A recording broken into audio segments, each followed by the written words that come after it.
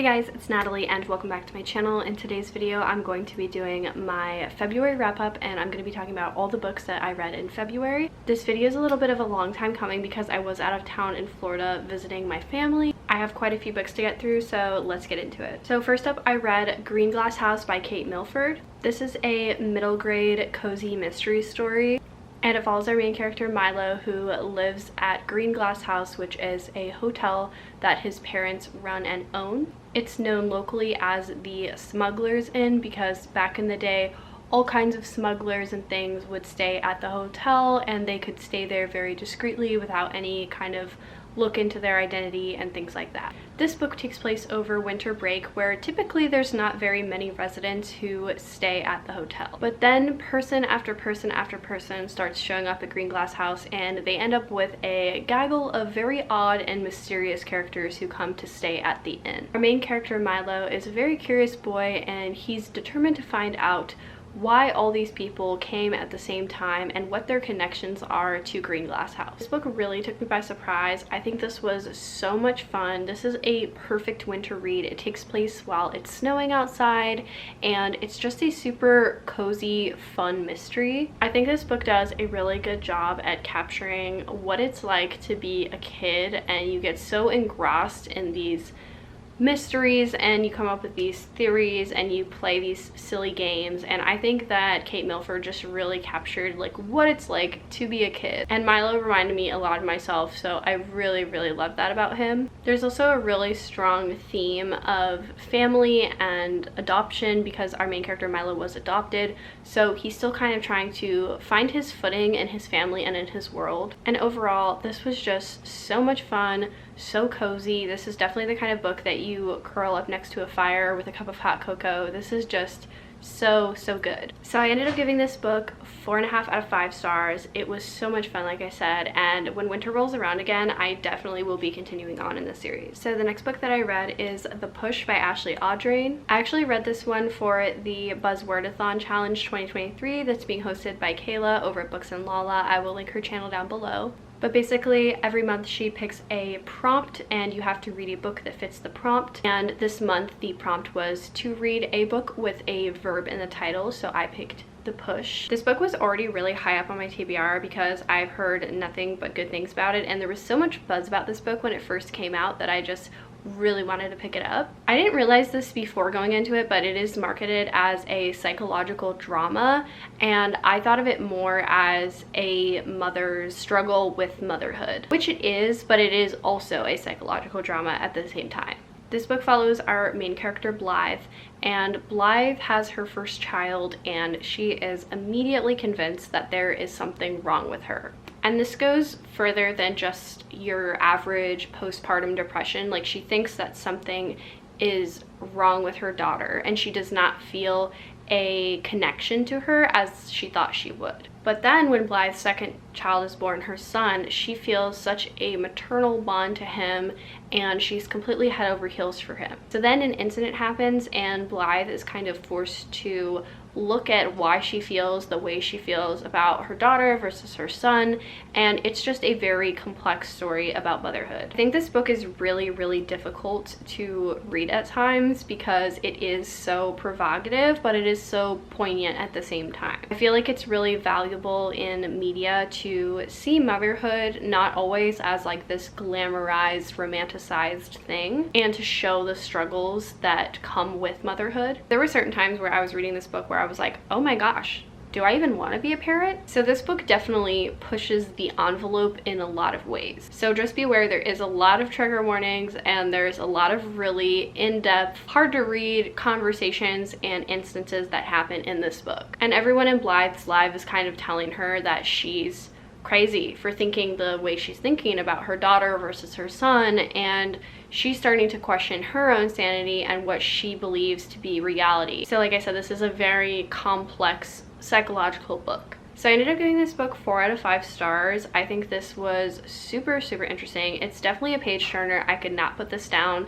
There's really short chapters and there's a lot of stuff that goes on that just makes you want to keep reading. I really liked the deep dive that this book went into in terms of motherhood and a cycle of terrible mothers and breaking that cycle, because this book not only explores Blythe's journey with motherhood, but her mother and then her mother before her. So this does kind of have like a almost triple timeline perspective. And I think that the inclusion of that definitely made Blythe's journey in motherhood come full circle, and it kind of made me sympathize with her a little bit more and kind of understand why she was thinking the way that she was thinking. So overall, like I said, this book is extremely well written. It's very provocative, but like I said, also very poignant at the same time, and I think it makes a lot of really great conversations about the not so glamorized side of motherhood. So I highly recommend this one.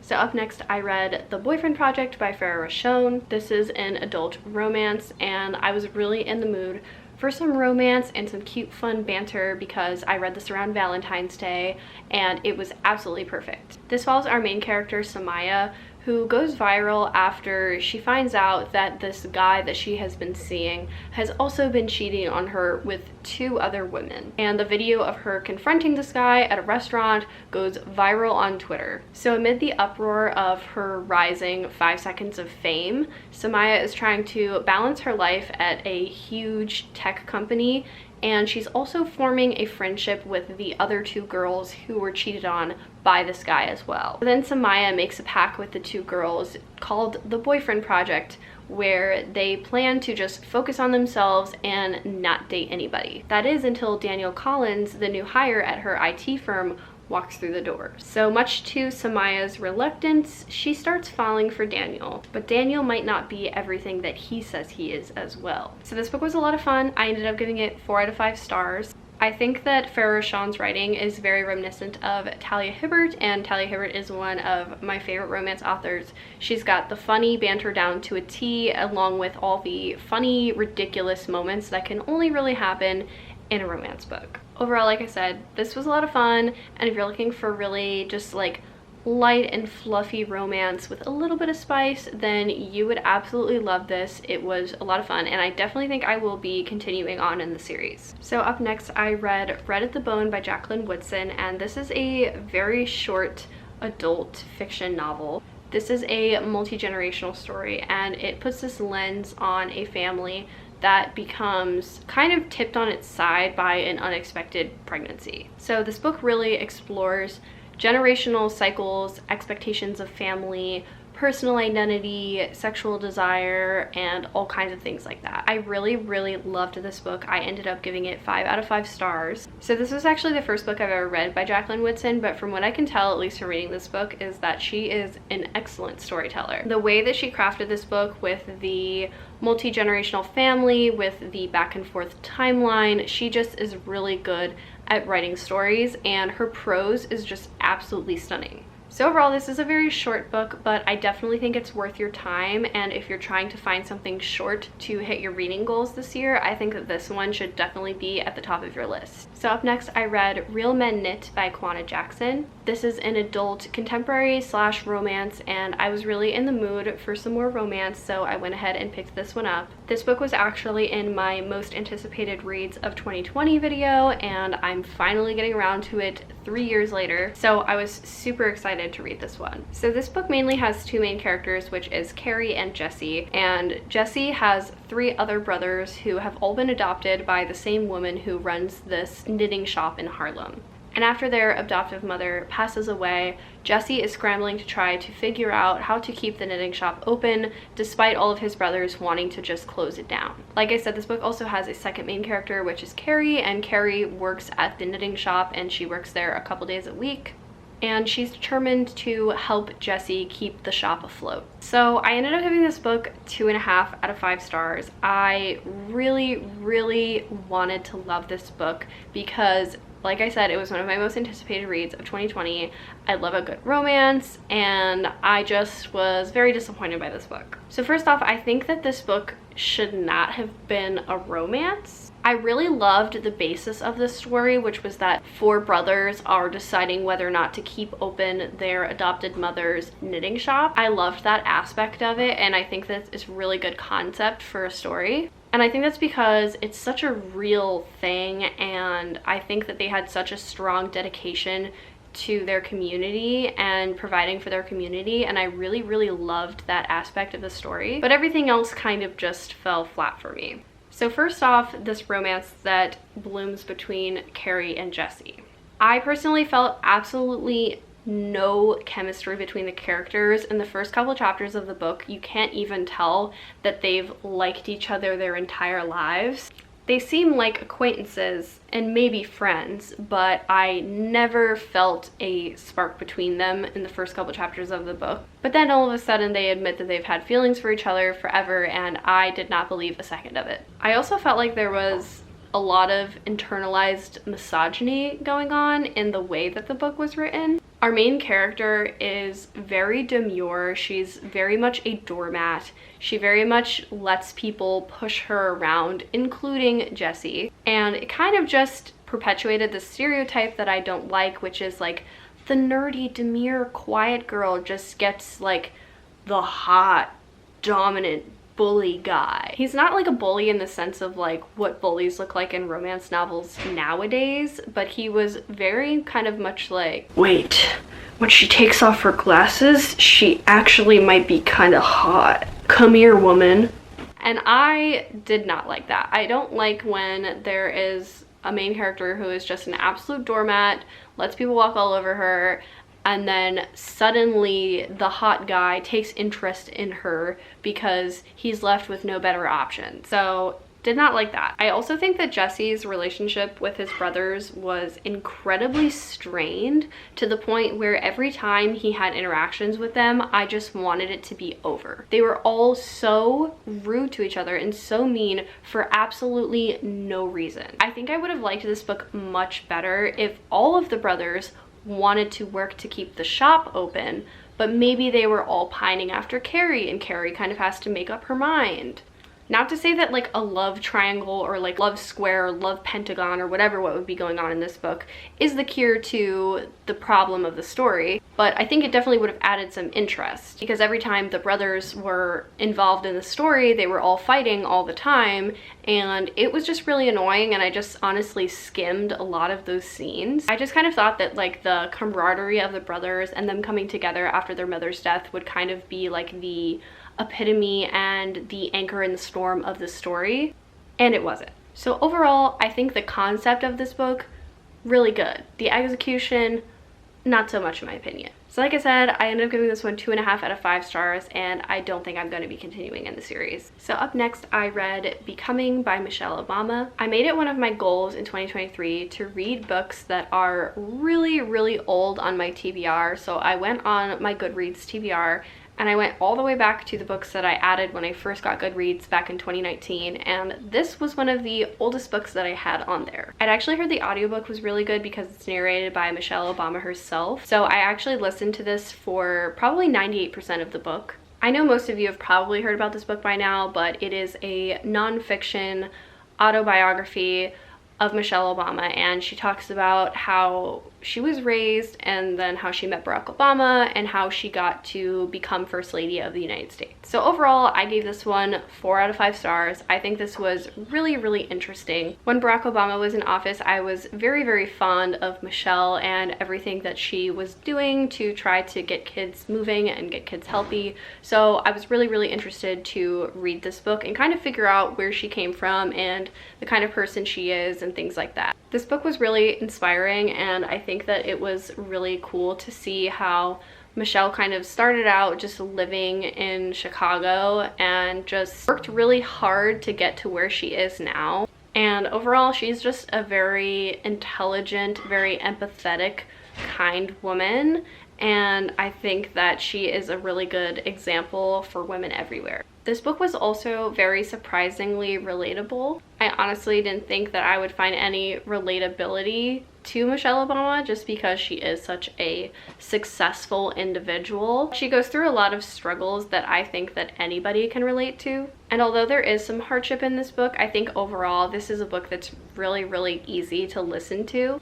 I listened to it while I was working out, while I was doing chores, while I was doing my makeup, while I was cooking, and it was pretty easy to fly through. So if you're looking for something motivational and really inspiring, then I highly recommend this book. So up next, I read A Vow So Bold and Deadly by Bridget Kemmerer. This is the third and final installment in the Cursebreakers trilogy, which is a Beauty and the Beast inspired YA fantasy series. I actually waited a good like 2 or 3 years before I read the last book in the series, just because I was so nervous to see how it was going to end. So I ended up giving the first book 4.5 stars, the second book 5 stars, and I actually ended up giving this one 3.5 stars. So I apologize for the fluctuating lighting because it is a super cloudy and windy day, so the sun can't decide if it wants to be out or not. So I'm going to try to explain why I didn't love this book as much as the others without being as spoilery as possible. So to kind of sum it up, there was a plot twist at the end that I absolutely hate in books, and I think it was just extremely ill-placed, and it did absolutely nothing to further the plot. It was just there for the shock factor. I didn't like the ending at all. It left so much to be desired, and I still feel like there are a lot of plot holes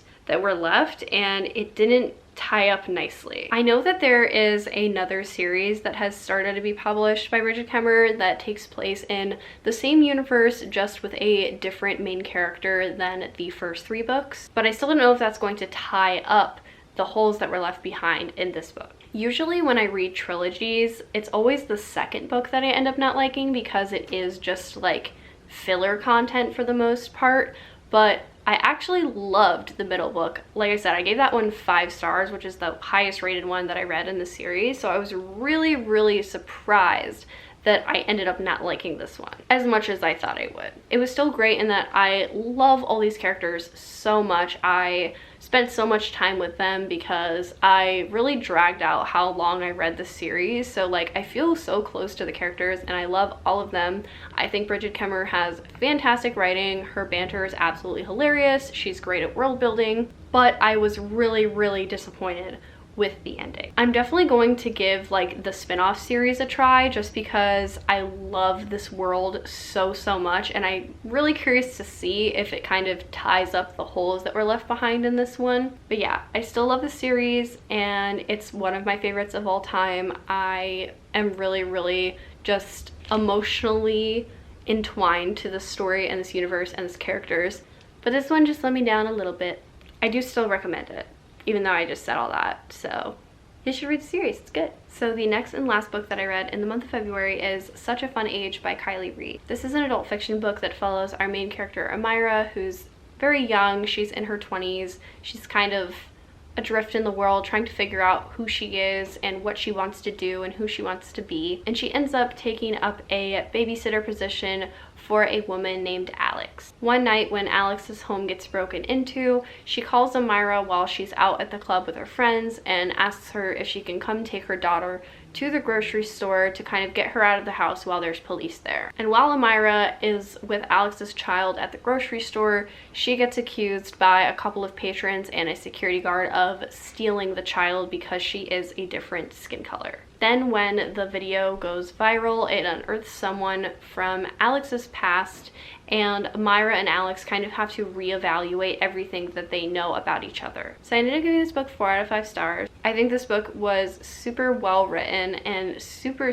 interesting. This was really hard to put down because I don't know what it is about books like this, but it's super fast-paced. There's tons of drama, there's short chapters, so it's just impossible to put this book down when you're reading it. This book is just so interesting because it puts a lens on these 2 different characters who have lived totally different lives in different classes of society, who have different privilege and who grew up differently. And I was really pleased to find that I loved and hated both characters.